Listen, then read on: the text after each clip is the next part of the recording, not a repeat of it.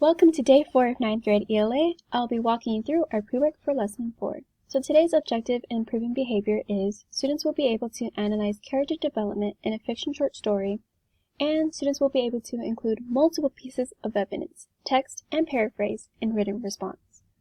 So what is today's story about? Well, Lamb to the Slaughter tells a story of Mary Maloney who kills her husband after receiving unexpected news. That summary catches my attention. Let's start reading. We're going to be reading the first part together, and as we read, I want you to pay attention to the clues I find to identify the thoughts, feelings, and actions of the characters, and the questions I ask myself about why the characters are thinking, feeling, and doing certain things. So, Lamb to the Slaughter, Part 1. The room was warm and clean, the curtains drawn, the 2 table lamps alight, hers and the one by the empty chair opposite. On the sideboard behind her, 2 tall glasses, soda water, whiskey, fresh ice cubes, and the thermos bucket. Mary Maloney was waiting for her husband to come home from work. Now and again she would glance up at the clock, but without anxiety, merely to please herself with the thought that each minute gone by made it nearer the time when he would come. There was a slow, smiling air about her, and about everything she did. The drop of a head as she bent over her sewing was curiously tranquil. Her skin, for this was her 6th month with child, had acquired a wonderful translucent quality. The mouth was soft, and the eyes, with their new placid look, seemed larger and darker than before.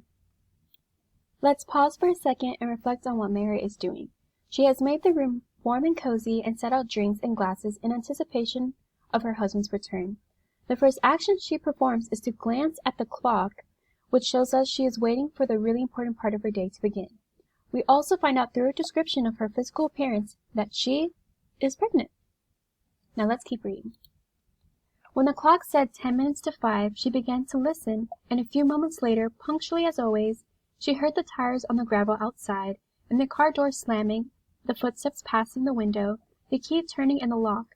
She laid aside her sewing, stood up, and went forward to kiss him as he came in. "Hello, darling," she said. "Hello, darling," he answered. She took his coat and hung it in the closet. Then she walked over and made the drinks, a strongest one for him, a weak one for herself. And soon she was back again in her chair with the sewing, and he in the other, opposite, holding the tall glass with both hands, rocking it so the ice cubes tinkled against the side. So this shows just how much of routine this part of the day has become for Mary, especially in the first paragraph, we can see that it's a routine. For her, this was always a blissful time of day. She knew he didn't want to speak much until the first drink was finished, and she, on her side, was content to sit quietly, enjoying his company after the long hours alone in the house. She loved to luxuriate in the presence of this man, and to feel, almost as a sunbather feels the sun, the warm male glow that came out of him to her when they were alone together. She loved him for the way he sat loosely in a chair, for the way he came in her door, or moved slowly across the room with long strides. She loved the intent far look in his eyes when they rested on her, the funny shape of the mouth, and especially the way he remained silent about his tiredness, sitting still with himself until the whiskey had taken some of it away. So what does Mary think and feel? This whole slide is about how much she loves her husband. Let's see what else we can find out about Mary. "Tired, darling?" "Yes," he said, "I'm tired." And as he spoke, he did an unusual thing. He lifted his glass and drained it in one swallow, although there was still at least half of it, left. She wasn't really watching him, but she knew what he had done because she had heard the ice cubes falling back against the bottom of the empty glass when he lowered his arm. It is important to note how she notices he is acting unusual. Notice how he is not matching Mary's energy. As we continue reading, pay attention to how Patrick acts and responds towards Mary. Character development, how to know a character 101. So 1. What does the character look like? Which is basically you have to pay attention to their physical appearance. 2. What does the character say, think, and feel? So look for their dialogue, their thoughts, and their feelings.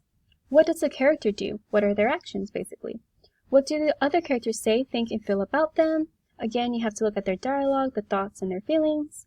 And lastly, how do other characters react to them? Pay attention to the actions. So far we do not have a lot of information to answer questions 4 and 5, but as we continue reading, we'll learn more about Patrick Maloney. So we are adding to our previous knowledge. So like before, we have to have our claim and evidence, but now we must explain our evidence with our own thinking in order to answer today's question. So today's question is, who is Mary Maloney? Use quotes or details from the text to support your answer. Now I have to start off with my claim. So my claim is, Mary Maloney is a devoted wife to Patrick Maloney, and she is 6 months pregnant. She really loves her husband and spends much of her time caring for and thinking about him. The part of the claim I want to focus on and provide text evidence for is that Mary really loves her husband. On page 1 it says, she loved to luxuriate in the presence of this man, and to feel, almost as a sunbather feels the sun, that warm male glow that came out of him to her when they were alone together. Now I must explain my evidence. Why do I think this quote is important and relevant to my claim? Well, this shows that she looks forward to her husband's arrival home with great anticipation because she is happiest when in her husband's presence. Okay, awesome. We finished answering the question. And that is it for Lesson 4 pre-work. Finish reading Part 1 and prepare to talk about it in class.